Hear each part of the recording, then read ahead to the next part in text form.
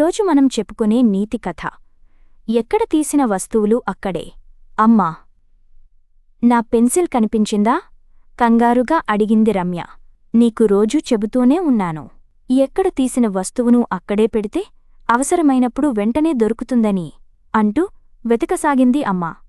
అయితే ఓ 10 రూపాయలు ఇవ్వు, స్కూల్కి వెళ్లే దారిలో పెన్సిల్ కొనుక్కుంటా. అసలే ఈరోజు లెక్కల పరీక్ష ఉంది అంది రమ్య. ఇంతలో వాళ్ల తాతయ్య మూర్తి తోటనుంచి వచ్చారు. రమ్య, వాళ్లమ్మ ఇద్దరిలోనూ కంగారును గమనించి విషయమడిగి తెలుసుకున్నారు. మొన్న కుర్చీ కింద పడి ఉంటే నేనే ఈ సొరుగులో దాచాను అంటూ డెస్క్లోంచి పెన్సిల్ బయటికి తీసి రమ్యకు ఇచ్చారు తాతయ్య.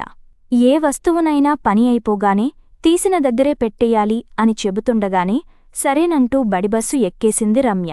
సాయంత్రం ఇంటికి వచ్చాక, పరీక్ష ఎలా రాశావమ్మా అని తాతయ్య అడిగితే చాలా బాగా రాశా అంటూ సంతోషంగా బదులిచ్చింది. కాళ్ళు చేతులు కడుక్కొని స్నాక్స్ తిని మరుసటి రోజు ఫిజిక్స్ పరీక్షకు ప్రిపేర్ అయ్యేందుకు బ్యాగ్ తీసింది. హడావుడిగా అంతా వెతకసాగింది. ఇంతలో తాతయ్య, ఏదో వెతుకుతున్నావేంటి అని అడిగారు. ఫిజిక్స్ నోట్స్ కనిపించడం లేదు, రేపే పరీక్ష అంటూ ఏడుపు ముఖం పెట్టింది. మొదట్నుంచి నీకు చెప్పేది అదే, ఎక్కడిదక్కడ వదిలేస్తే ఇబ్బంది పడాల్సి వస్తుందని అన్నారు తాతయ్య.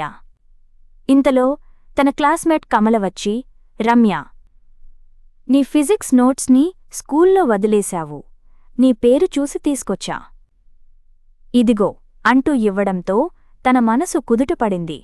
కమలకు థాంక్స్ చెప్పింది.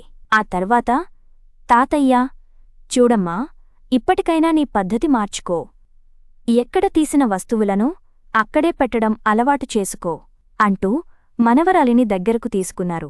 అలాగే తాతయ్య అంటూ సంబరపడిపోయింది రమ్య.